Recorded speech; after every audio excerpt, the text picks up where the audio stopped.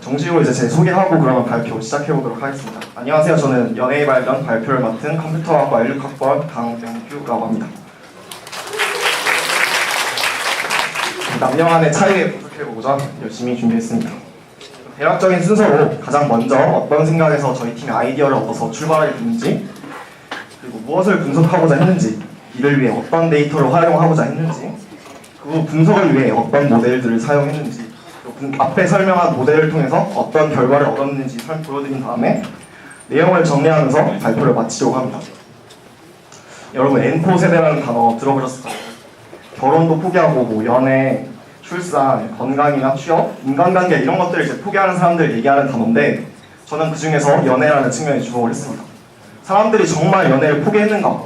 제 주변을 보면 그렇지 않단 말이죠. 저는 능력의 부족으로 어쨌든 그래서 저는 생각을 했습니다. 그래서 저는 생각을 했습니다. 아, 연애에 대해서 분석해보면 재밌겠다. 근데 포기라는 주제가 너무 한정적이었어요. 만약에 술자리에서 누가 방금 한 것처럼 저한테 포기했냐고 물어서 아 저는 포기했습니다. 그러면은 정말 그 사람 연애를 포기한 건가? 이런 약간 포기라는 단어가 너무 주관적이고, 그래서 조금 그 연애라는 큰 틀을 유지한 채로 변화를 거쳐서 남녀가 연애를 바라보는 관점에 차이가 있지 않을까 하고 생각했습니다. 남자가 많은 집단과 여자가 많은 집단을 생각해봤을 때 과연 이들이 연애에 대해 똑같이 생각할 것인가? 연애에 대해서 바라보는 게 똑같을 것인가? 아마 다르지 않을까? 저희는 이 생각에부터 출발하게 됐습니다. 문제는 어떻게 이러한 데이터를 얻을까였습니다. 지나가는 신촌역에서 지나가는 사람 붙잡고 일일이 연애에 대해 어떻게 생각하세요? 물어보는 건 좀 힘든 일이잖아요. 그래서 저희는 젊은 사람들이 다른 나이대에 비해 가장 많이 사용하는 인터넷 커뮤니티를 통해 이를 알아보고자 했습니다. 저희 팀의 기본적인 가정은 다음과 같았습니다. 연애와 관련된 특정한 키워드에 대해서 남자와 여자의 조회수가 다를 것이다. 또한 이러한 조회수의 차이는 어떤 키워드냐에 따라 다를 것이다. 그러니까 썸이라는 단어가 있을 때 남자와 여자의 조회수의 차이가 있을 것이고, 또 이별에 대한 키워드를 봤을 때 남자와 여자의 조회수의 차이가 있을 것인데, 이는 이 썸에서 구한 차이와는 다를 것이라고 생각을 했습니다. 그러한 가설을 설정한 다음 저희는 데이터 수집에 나섰습니다. 앞에서 보여드렸듯이 성별에 따른 차이를 기본적으로 보여드리고 싶었기에 남자가 많은 사이트와 여자가 많은 사이트를 선정을 했습니다. 후 각 사이트에서 연애와 관련된 게시판 혹은 고민 게시판이 있는지를 보고 각 최근 게시글 2만 개를 크롤링했습니다. 이때 조회수의 차이를 보이는 것이 목적이었기에 제목과 내용뿐만 아니라 조회수도 함께 크롤링을 했습니다. 그래서 저희가 얼마나 많은 데이터를 모았을 것 같으세요? 남자 8만, 여자 8만, 총 16만 개의 데이터를 모으는 데 성공을 했습니다. 잠깐 데이터를 조금 보여드리자면은 누구나 흔히 할 법한 고민이에요. 관심 있는 사람한테 선물을 줬는데 답장이 없다. 아니면 썸남이랑 잘 될 수 있을지로 고민하는 글, 이런 글들도 있었고, 택배기사 번호가 5년 사귄 전 여친이랑 비슷해가지고 전 여친 번호랑 비슷해서 쓸쓸한 글도 있었고, 전 여친도 없고 현 여친도 없어서 전현무라는 이런 글도 있었습니다. 어쨌든 이러한 게시글 16만 개를 모으는데 저희는 성공을 했습니다. 이때 앞서 말씀드렸듯이 특정한 키워드에 따른 조회수의 차이를 보이는 것이 목적이었어요. 그래서 저희는 키워드를 독립변수로 설정했습니다. 또한 사이트마다 조회수의 편차가 존재하겠죠. 회원의 숫자나 동시에 접속자의 수가 사이트마다 다르기 때문입니다. 그래서 이렇게 편차가 존재할 수 있는 조회수를 표준화하고 종속 변수로 설정을 했습니다. 즉 X가 키워드가 되고 Y가 조회수가 되는 것이죠. 하지만 이러한 16만 개의 데이터를 모두 활용하는 데 좀 어려움이 있었습니다. 노트북에서 이를 돌리는 건 너무 오랜 시간이 걸렸거든요. 그래서 남녀 각각 5%씩을 무작위로 샘플링을 했습니다. 저희는 키워드에 따른 조회수의 차이를 보이는 것이 목적이었습니다. 가장 먼저 해야 할 일은 무엇이었을까요? 바로 키워드를 어떻게 설정하는가의 문제였습니다. 어떤 키워드를 설정하느냐에 따라 결과가 달라질 수도 있기 때문이었죠. 16만 개의 데이터를 무작정 분류하는 건 정말 말도 안 되는 접근법이었습니다. 그래서 적절한 자연어 처리를 통해 필요한 키워드를 추출하고자 했습니다. 하지만 한글 분석에는 많은 어려움이 있었습니다. 앞선 조에서 보셨듯이 신조어에 대한 대응이 조금 느려요. 그래서 우리가 만약 여사친이라는 단어를 봤을 때 사람은 당연히 이 단어를 아니까 명사라고 분리를 하겠죠. 근데 그 코엔엘파이의 형태도 분석기를 거치면 여사친이라는 단어가 여사와 친으로 분리되는 이런 문제점이 있었습니다. 어쨌든 저희는 이러한 상황 속에서 키워드를 추출해야 했습니다. 그래서 저희는 월투백이라는 개념을 사용을 했습니다.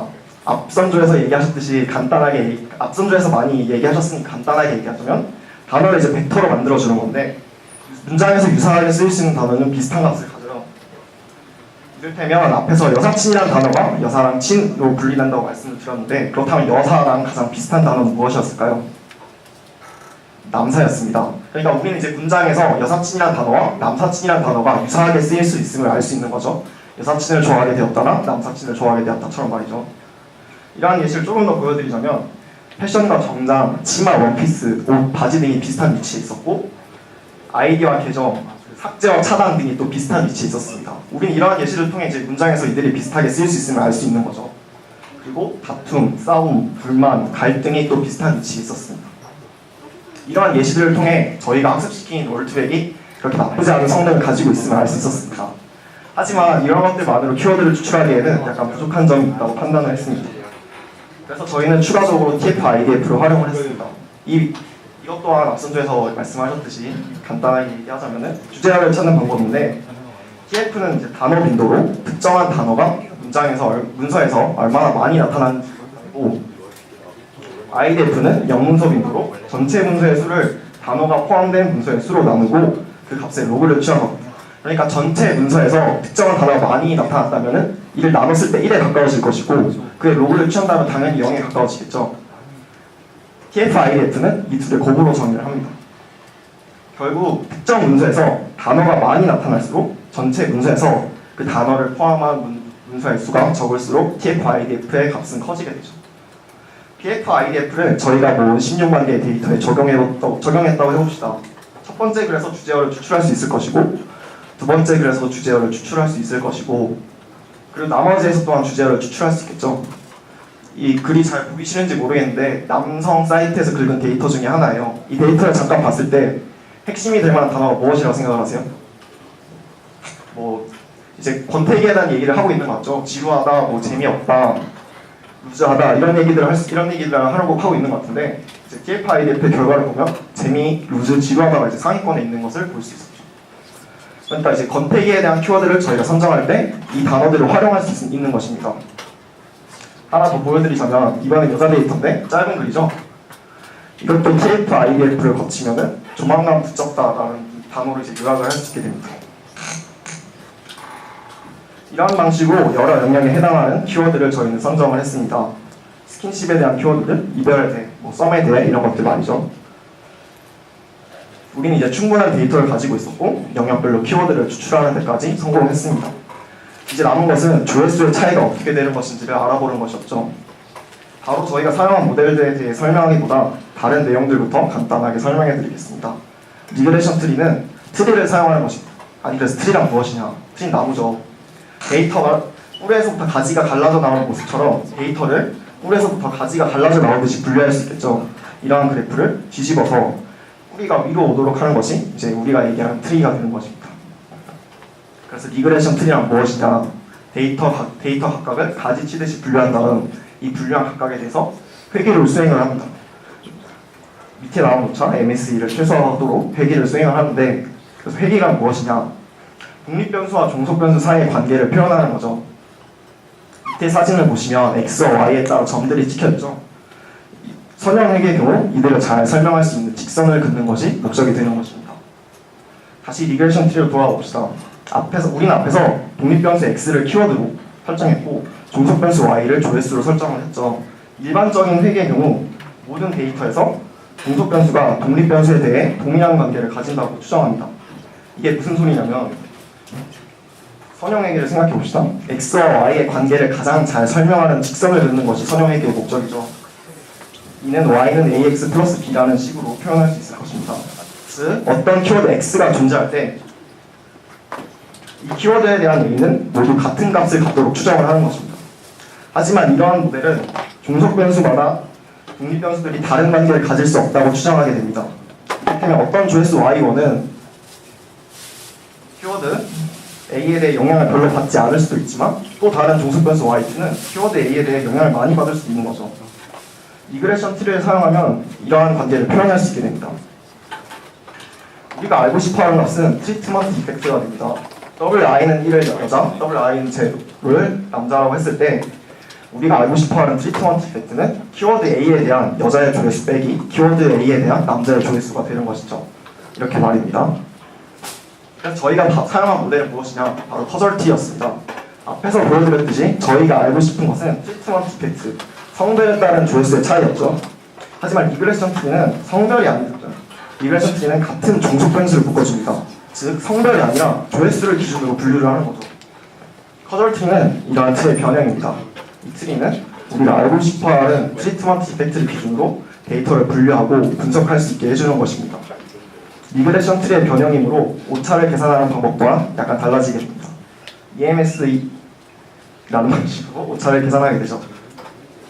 그래서 저희가 얻은 결과는 이렇게 되는데 이걸 어떻게 보냐면은 yes면 왼쪽으로, no면 오른쪽으로 가는 거예요. 그래서 19금이 없다. 19금에 관련된 키워드가 없다면 yes. 그래서 왼쪽으로 가고 연락에 대한 키워드가 없을 때 오른쪽으로 가서 이별에 대한 키워드가 있으면 왼쪽으로 갔을 때 마이너스 0.2 그리고 8%라는 값을 얻게 되죠.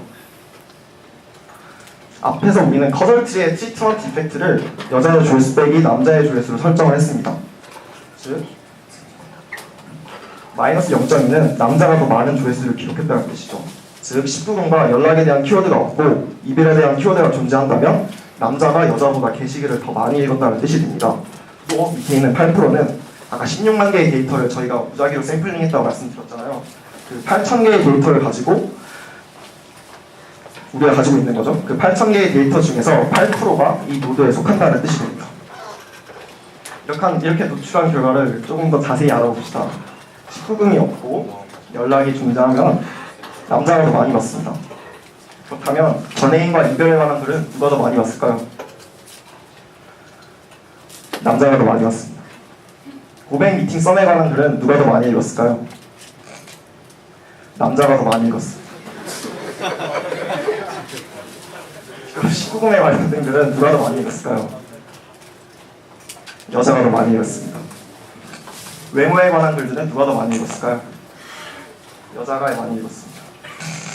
그러면 지금까지 잘 들으셨나요? 다시 한번 저희가 사용한 모델들을 정리해드리자면 키워드를 선정할 때 월드웹과 IDF를 사용을 했고 커절트리를 이용해 성별에 따라 키워드별로 조회수에 어떤 차이가 있었는지 알아봤습니다. 이번 프로젝트에서는 연애에 대해 남녀의 조회수 차이를 알아봤습니다.